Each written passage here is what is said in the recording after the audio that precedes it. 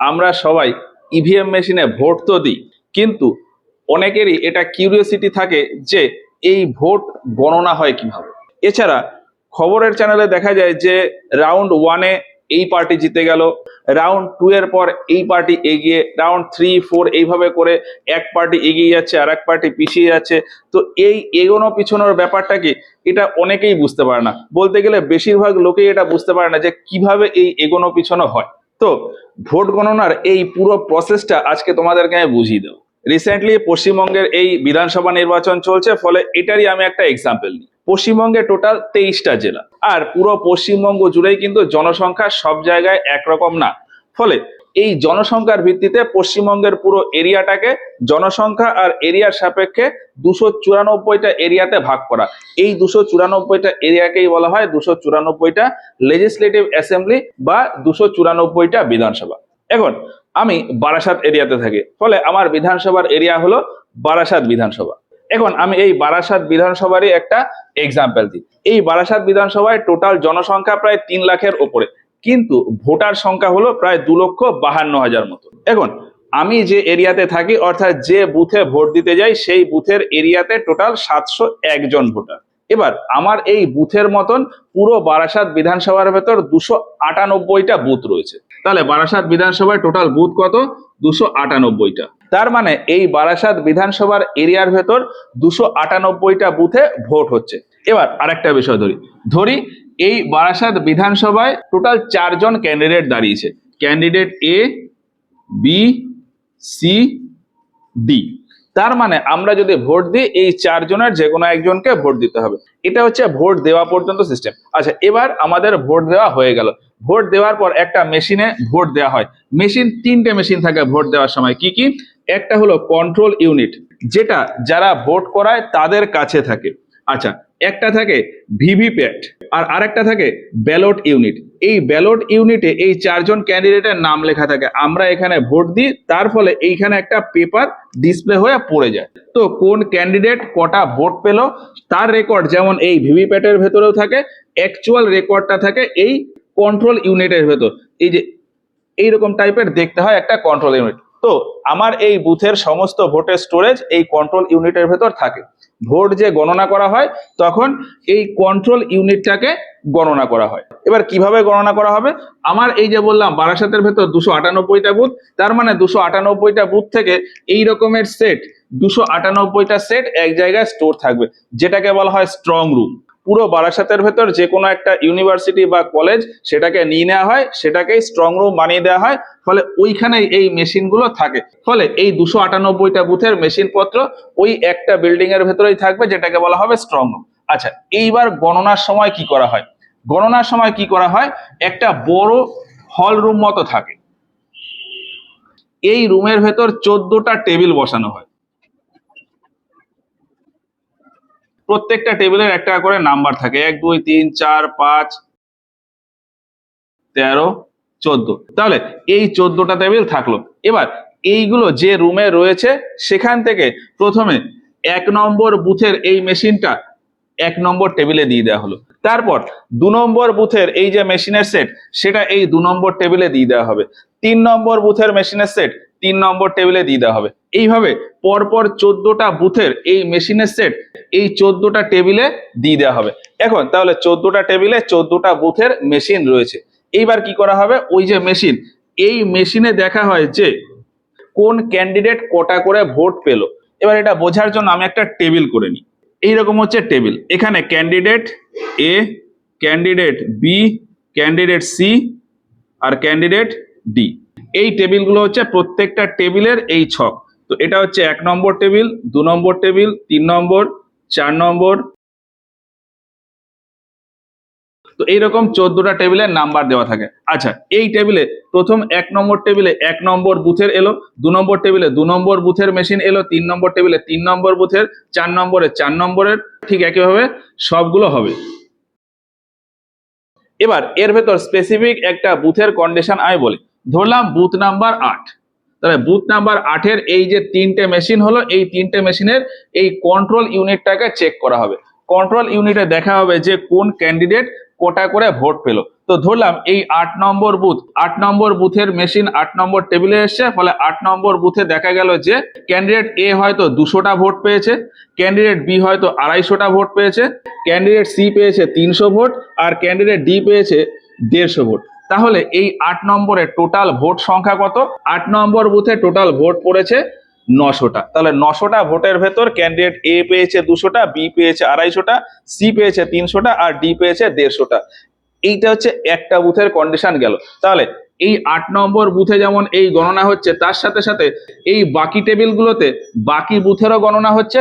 তাহলে প্রত্যেকটা বুথের জন্যই কিন্তু এখানে কিছু কিছু নাম্বার বলবে। তো ধরলাম যে এই 1 নম্বর বুথে মানে 1 নম্বর টেবিলে যে গণনা হচ্ছে, 1 নম্বর বুথে ক্যান্ডিডেট এ পেল 180টা ভোট, ক্যান্ডিডেট বি পেল 200টা ভোট, ক্যান্ডিডেট সি পেল 150টা ভোট, আর ক্যান্ডিডেট ডি পেল 270টা ভোট। ঠিক একইভাবে 2 নম্বর টেবিলে কাউন্টিং করার পর দেখা গেল যে ক্যান্ডিডেট এ পেল 300টা ভোট, বি পেল 170টা ভোট, সি পেল 200টা ভোট, আর ডি পেল 160টা ভোট। তো এইরকম ভাবে প্রত্যেকটা টেবিলে প্রত্যেকটা বুথের জন্যই কিন্তু আলাদা আলাদা ভোট পাবে। তো সেটা আমি একটু লিখে নিই, তারপর তোমাদের দেখাই। দেখো এইখানে লিখেছি প্রত্যেকটা বুথে প্রত্যেক ক্যান্ডিডেট কত কত করে ভোট পেয়েছে সেটা আমি লিখেছি। যেমন এই 5 নম্বর বুথে ক্যান্ডিডেট এ পেয়েছে 340টা, বি পেয়েছে 250টা, সি পেয়েছে 170টা, আর ডি পেয়েছে 220টা। এইরকম ভাবে 14টা বুথ হলো। তাহলে এই 14টা টেবিলে সমস্ত কাউন্টিং হয়ে যাওয়ার পর আমি একটা ফাইনাল রেজাল্ট পাবো যে এই 14টা বুথ মিলে ক্যান্ডিডেট এ টোটাল কটা ভোট পেলো, ক্যান্ডিডেট বি টোটাল কটা ভোট পেলো, সি টোটাল কটা পেলো, ডি টোটাল কটা পেলো। তো কটা কটা পেলো? এ পাবে 3090টা, বি পাবে 2790টা, সি পাবে এগুলো যোগ করলে আসে 2890, আর ডি এর এগুলো যোগ করলে আসে 3340। এবার এই টোটাল করার পর এই পুরো টেবিলটা আমাদের রেডি হয়ে গেল। যখনই এই টেবিলটা রেডি হয়ে গেল তখন আমি দেখতে পারলাম যে এ বি সি ডি প্রত্যেকে কটা করে ভোট পেল। আর যখনই এই টেবিলের পুরো প্রসেসটা কমপ্লিট হয়ে যাবে, এর মানেই হলো ফার্স্ট রাউন্ডের গণনা শেষ হয়ে গেল। এই 14টা টেবিলের গণনা শেষ হয়ে যাওয়া মানে একটা রাউন্ডের গণনা শেষ হওয়া। এরপরে আসবে সেকেন্ড রাউন্ডের গণনা। সেকেন্ড রাউন্ডের গণনায় কি আসবে? এই যে 1 থেকে 14 নম্বর বুথ পর্যন্ত এইগুলো গণনা হয়ে গেল, এবার এটাকে সাইডে রেখে দেওয়া হবে।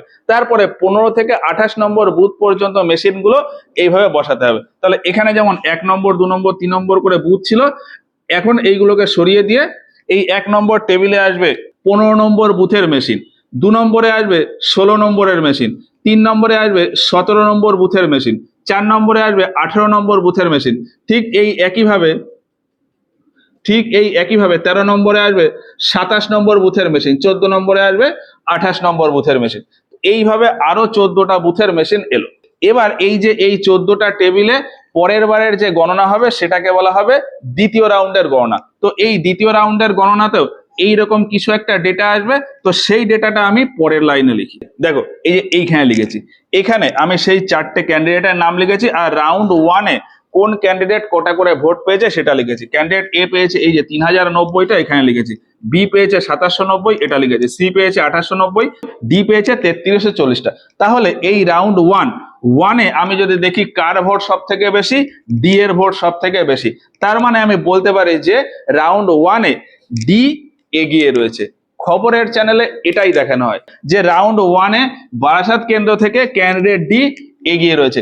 কত ভোটে এগিয়ে রয়েছে সেটাও কোথাও কোথাও স্পেসিফাই করে দেয়া হয়, কোথাও আবার দেয়া হয় না, কিন্তু এটা বলা হয় যে রাউন্ড 1-এ বারাসাত বিধানসভা কেন্দ্র থেকে ক্যান্ডিডেট ডি এগিয়ে রয়েছে। আচ্ছা, এরপর এই সেকেন্ড রাউন্ডের গণনা হচ্ছে। তো সেকেন্ড রাউন্ডে এইরকম ঠিক ডেটা পাওয়া যাবে। তো ডেটার থেকে আমি ধরলাম এই ক্যান্ডিডেট এ হয়তো এই 14টা বুথ মিলিয়ে পেয়েছে 2850টা ভোট, বি হয়তো পেয়েছে 2970টা ভোট, সি পেয়েছে 3050টা ভোট, আর ডি পেয়েছে 2260টা ভোট। এইটা হচ্ছে সেকেন্ড রাউন্ডে এই রকমের ভ্যালু এসছে। তাহলে রাউন্ড 1 আর রাউন্ড 2 কমপ্লিট হয়ে গেলে আমার টোটাল 1 থেকে 28 পর্যন্ত বুথের কাউন্টিং হয়ে গেল। এবার এই দুটোকে যদি আমি যোগ করে দেখি তাহলে বুঝতে পারবো যে রাউন্ড 1 আর রাউন্ড 2 এর পর কোন ক্যান্ডিডেট এগিয়ে বা পিছিয়ে। তাহলে এটা যোগ করলে কি আসে? এইটা আসে।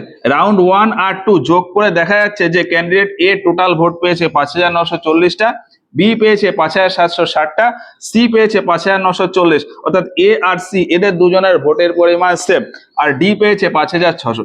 তার মানে এখন বলা যায় যে দ্বিতীয় রাউন্ডের গণনার পর এ আর সি সেম সেম রয়েছে, কেউ কাউকে এগিয়ে পিছিয়ে রাখেনি, দুজনের ভোটের পরিমাণ সেম। এর পরে আসবে 3 নম্বর রাউন্ডের গণনা। তো এখানে কি আসবে, রাউন্ড 3।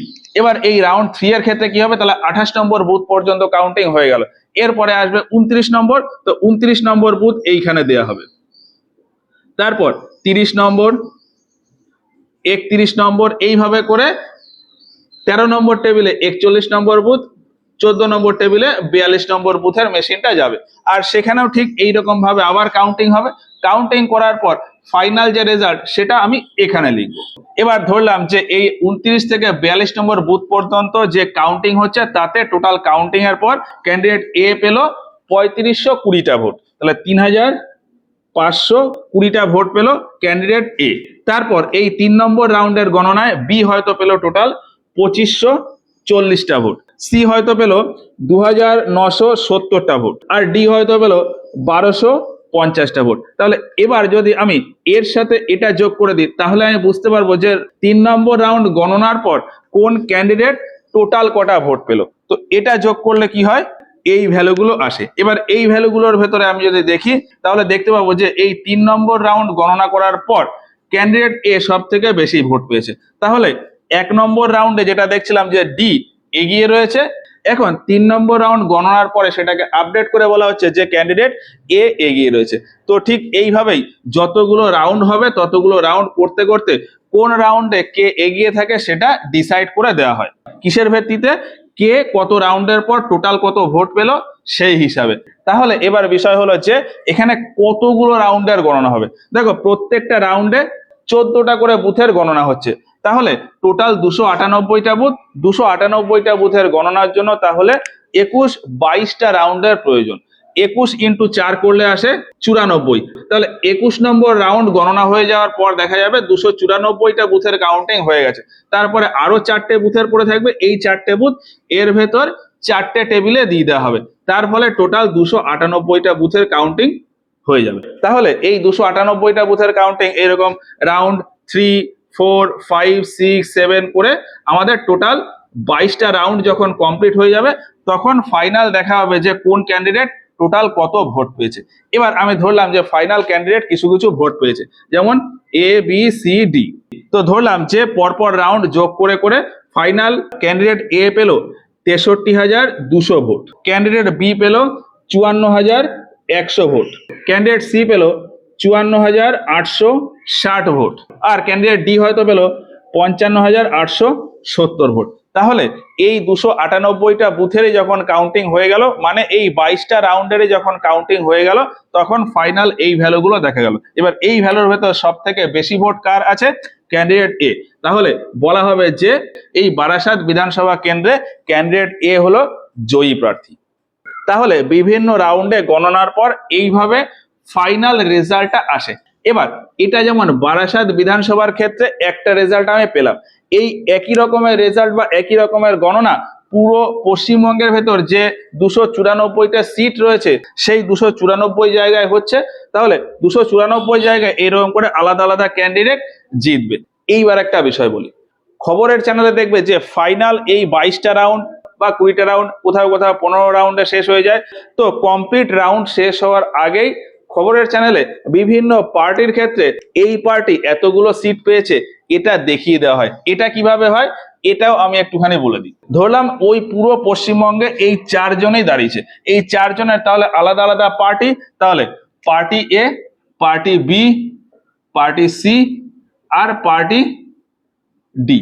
এবার বিষয়টা কি হয়, যখন এই গণনা শুরু হয় তখন পুরো রাজ্য জুড়েই সমস্ত জায়গায় গণনা শুরু হয়। তাহলে রাউন্ড 1 মোটামুটি একই টাইমে সব জায়গায় কমপ্লিট হয়ে যায়, রাউন্ড 2 মোটামুটি একই সময় কমপ্লিট হয়ে যায়। তাহলে রাউন্ড 1-এ আমি দেখছিলাম যে এই কেন্দ্র থেকে ডি হচ্ছে এগিয়ে রয়েছে। তাহলে এইরকম টোটাল 294টা কেন্দ্রের ভেতর বিভিন্ন জায়গাতে বিভিন্ন লোকে এগিয়ে রয়েছে এবিসিডির ভেতর।